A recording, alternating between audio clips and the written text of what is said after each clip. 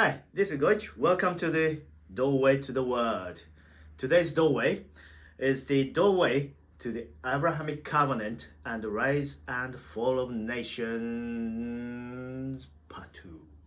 Yes, today is a part 2 of this Abrahamic covenant and the rise and fall of nations. Well, I said it 3 times. Here we go. Abraham covenant and rise and fall of nations. You would remember this, and hope you remember the last session, the part 1. We talked about Abrahamic covenant. What is it? Who's Abraham? And who's Jews? And a little bit of history behind it. Well, little recap. Abrahamic covenant.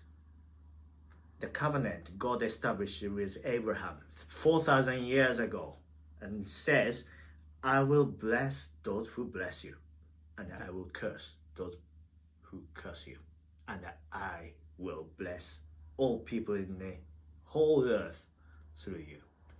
See?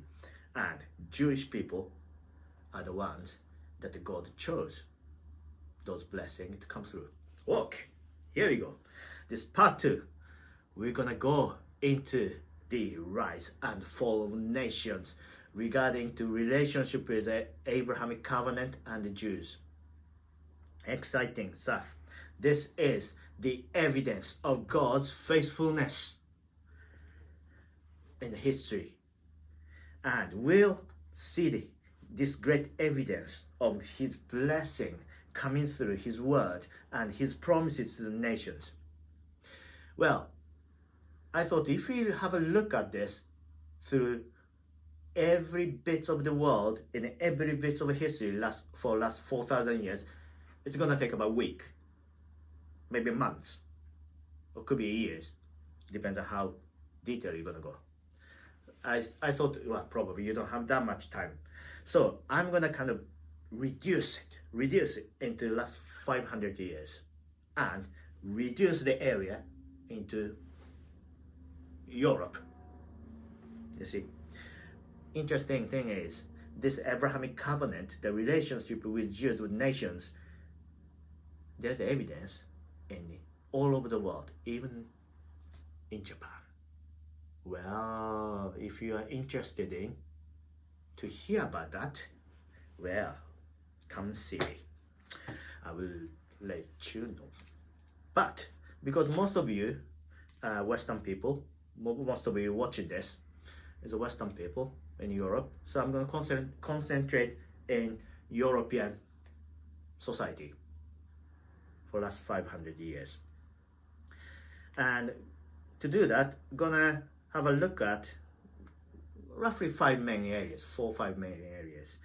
First one is Iberian Peninsula, namely Spain and Portugal. Yeah. Second one, Poland. Third one, Netherlands. Fourth one, Great Britain. And fifth one, very, very briefly, United States of America. Yeah. And we're gonna have a look how they treated Jews and how God's blessing came and how he left. Well, before continue this, I'd like to mention something. Very sensitive subject we're gonna talk about, which is something about colonialism and imperialism. And I have to make it clear here that I'm not condoning or agreeing colonialism or imperialism. Yeah, I have to make it clear. Please understand. I'm not saying that the God's blessing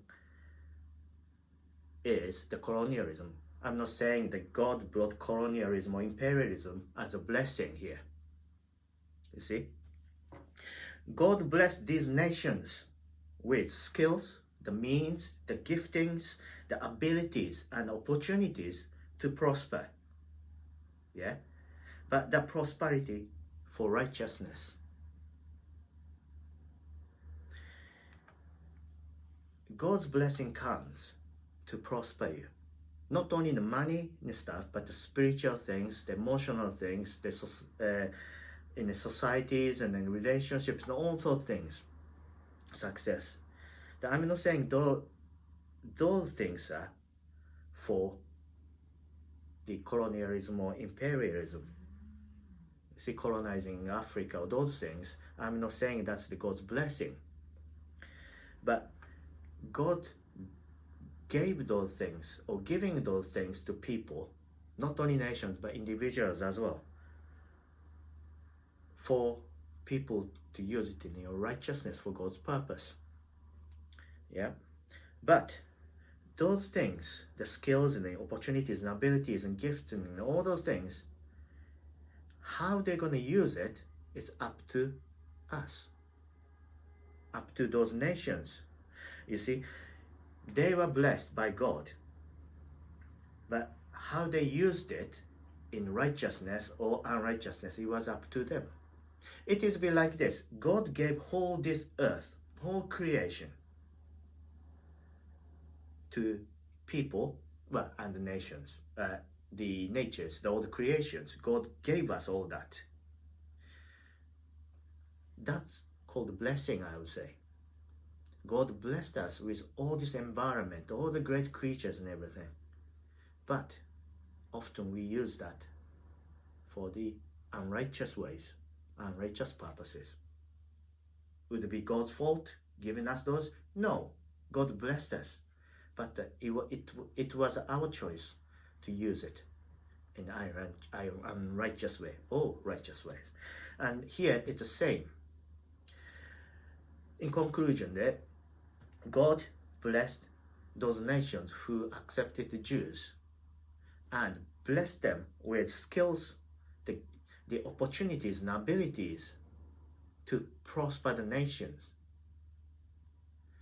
But some of the nations used the prosperity and the blessing in unrighteous ways and unrighteous purposes.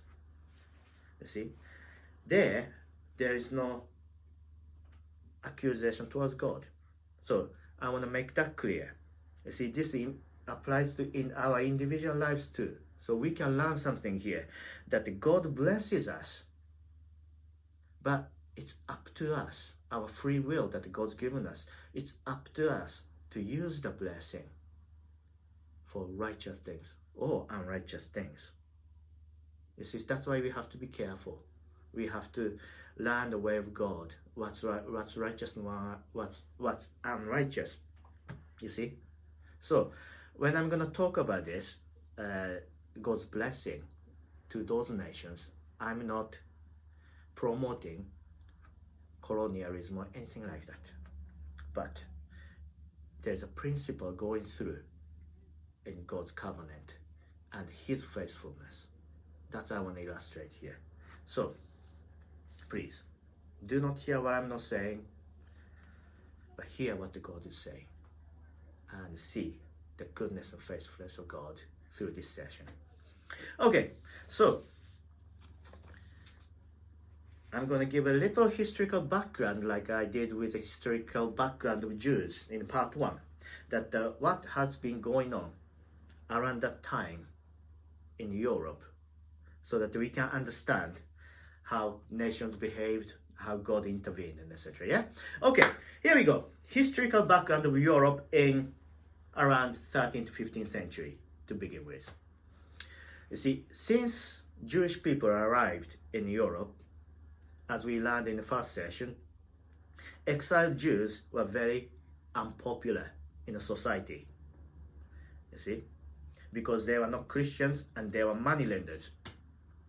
And they were systematically expelled from those nations and land.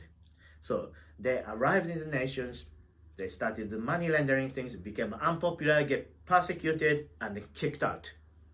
That happened over and over and over. Yeah. And so they were constantly migrating into the new countries who would accept them. And until those countries decide to expel them. Okay, so that's kind of a very, very brief outline of history with how Jews been in Europe, medieval Europe, really. And the time goes right close to us now. That time was about 13th, 15th century, known as dawn of age of discovery. Exciting time. Yes. Do you like Pirates of Caribbean and all? Yeah, that time. Well, Europe was looking for alternative route to the Silk Road for the trade with India and Asia at that time. You see, the age of discovery, up until then, they established the trade to Europe, to Asia, India, Asia, China mainly. And what they used was the road on the land called Silk Road from China to Rome. Go like that. You see? And they took days of traveling on back of camels and horses and etc. Negotiating all those deserts and everything to get like silk, spice, the tea, all sorts of things from Asia. Yeah? And they're happily doing that. But something happened around that 13th century, 15th century, around that time, that they could not use this road anymore. What happened? Two things. Ottoman Empire happened. Ottoman Empire, what is it? They came about and kind of conquering the land in the Middle East to northern Egypt, around that time, northern Africa and the Middle East, and they were Islamic country, the empire, which didn't quite mix with Christians, you see. You might remember that Europe is a Christian country, you see. Even the Roman Empire went, Byzantine Empire is there, but like Western European, Western Roman Empire is kind of declining, etc. So a lot of things happen. You can learn that in the history lessons. But mainly the Catholic Christians, they didn't mix with Islams. And this Ottoman Empire, big one, came about, very powerful, raised up. So they couldn't go through. It's not safe for them, the Christian traders in Europe, it's not safe for them to use the Silk Road anymore. And also another thing happened, which is Black Death. All those plagues happened, and they are thriving, especially towards Eastern Europe and towards Asia way. And they are so reluctant, so dangerous, go through that. So, Eastern route was totally blocked. But they want to do the trade with country in East. How do you get there? Of course, if you can't go on land, go on a plane. No, the plane wasn't invented. Only birds can fly that time. So, naturally, they started using a ship. Using a ship on a route. Go all the way around Africa, down the African coast, down the south, and go coming up Indian Ocean. Very long way. But that's the only way they could go for. So, they started looking for the ocean route, nautical route around Africa. So that was a time, 13th to 14th century, age of dawn of discovery. And first countries started doing that, it was Spain and Portugal. Very naturally so, because they are the most western country of the Europe facing the ocean. So naturally they were the first ones to embark on that adventure. So they went on to have a look the alternative route. And when they did, they're the first one to cultivate a new market. Therefore, they prospered. Well, so that's the kind of background, the European background of that time. Yeah. So we're gonna have a look Iberian Peninsula, the Spain and Portugal, how they accepted the Jewish immigration, how they expelled them, with that, how God blessed them, and the God's blessing was withheld as they kicked Jews out. Well, first one, let's have a look at Spain around 13th, 14th century. You see, rise of Spain. Yeah, what caused it? We can see there's a man called King Alfonso X. King Alfonso X. He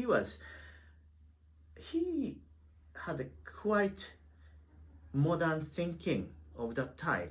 He was very eager to develop and grow Spain at that time because of this new route. And with that, he knew that something new skill, especially to navigate all those big ships around the ocean. And he was a science enthusiast, especially the astronomy, which is essential for nautical navigation. So he invited all those scholars, the people with intelligence and education, especially in the science and all those things, the knowledge and skills, to develop the fleet to go into the ocean, the unknown territories. So with that, in all those the skilled people, educated people, but there was Jews. It included Jews. Jewish people at that time are considered quite educated, as I said in the first part. And more than that, what they were valued for was their language skill. I explain. Around that time, the most scientific and intelligent people were people called Saracens. They were considered as the most knowledgeable in science. And who are they? The Saracens. They were Arabs. You see, they are the ones invented algebra and that kind of things. Yeah, and they were considered with new skills, new ideas, scientific mind, etc. And King Alfonso X wanted those knowledges. How do they get it? From books. So Alfonso X had books from Saracens. Problem, he couldn't read Arabic. Wow. Is there anybody who can read Arabic? Here comes the Jewish people.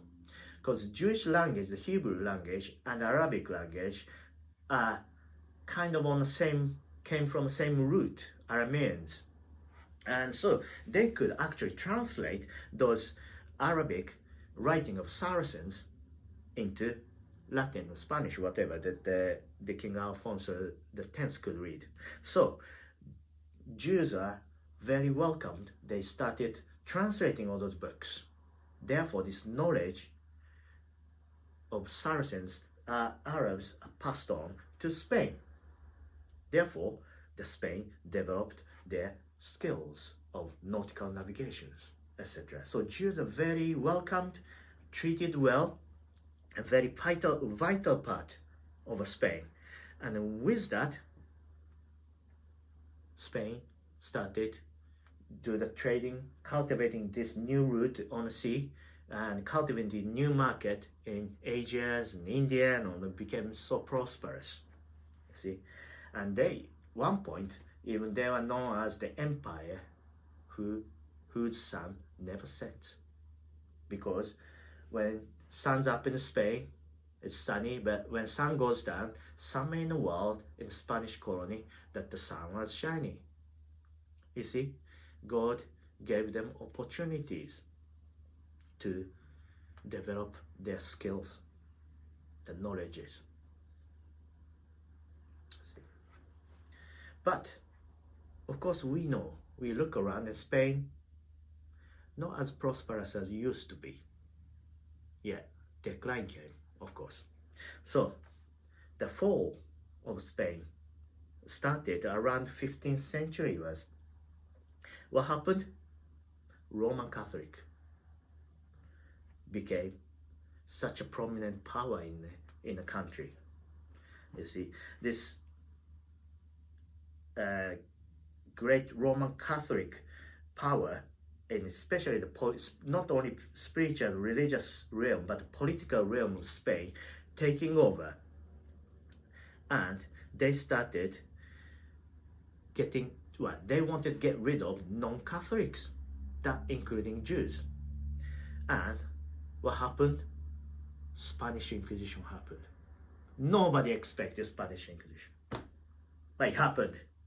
That was actually started by the Ferdinand II of Aragon, and he was staunch Catholic, you see, and they started expelling Jews and Protestants, newly coming Protestants.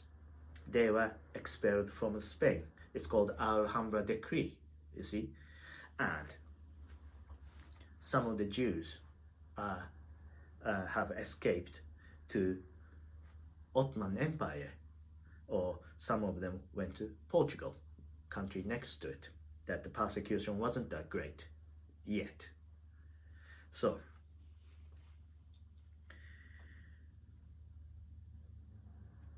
once the valued and treated well Jews, they left the country, and with that, the God's blessing left Spain as well. And of course, those Jews were still doing the money things, the money lender, and deeply involved in the Spanish finances. Of course, they left as well. So that's the kind of beginning, slowly declining this great empire of Spain. Now, those Jews escaped from the persecution in Spain, went to Portugal, as I said. And what happened? Well, Jewish migrants from Spain, especially those financiers, money lenders, and all those people, of course, kind of contributed to Portuguese economies and societies. And Portugal started prospering. Of course, those knowledges of nautical navigation, etc., also came with those Jews as well. And Portugal became another one of biggest nautical trader of the world of that time. The first foreign country came to Japan, because I'm Japanese, so I will tell a little story. First country, other than China and all, the first European country came to Japan was Portuguese. You see, they brought the bread and the guns to Japan. You see, because of around that time, because of their traveling to the Indian Asia for the trade. And a lot of Japanese words now, some of the words came from Portugal as well. So very interesting. So they became one of the big nautical traders of that time. So seems like Portugal is the next one that will prosper, but they didn't go as well as they thought. If you look at Portugal now, there's no biggest empire, is it? Not the most powerful. What happened? The fall came in the form of King Manuel I. Well, this man was quite ambitious. One of his ambition was to unite whole Iberian Peninsula, and he wanted to rule that, Spain and Portugal both. To do that, he didn't go with the war and brutal force. He went political. He wanted to marry the Maria of Aragon, which is the daughter of Isabella and Ferdinand II of Aragon. See, so through the marriage that he was gonna get the rule of whole Iberian Peninsula. So he asked the Maria's father, Ferdinand II, can I have your daughter as my wife, so that we can have a peace, both Portugal and Spain, and we can rule together. Well, as I said, Ferdinand II, he was a staunch Catholic, wasn't he? He expelled the Jews from his country. And Isabella saw. So he said, that sounds good, but I give you one condition. If you expel the Jews from your country and make your country Catholic, I will give you my daughter Well, Manuel the First took his ambition rather than God's blessing.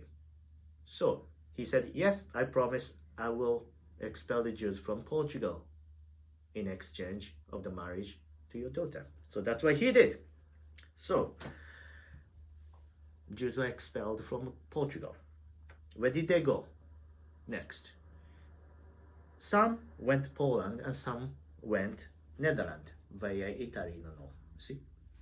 So they were expelled from Portugal, and with that, Portugal, the economy, same reason as Spain, started declining as well, gradually. So whole the Iberian Peninsula, they expelled the Jews and let go of God's blessing.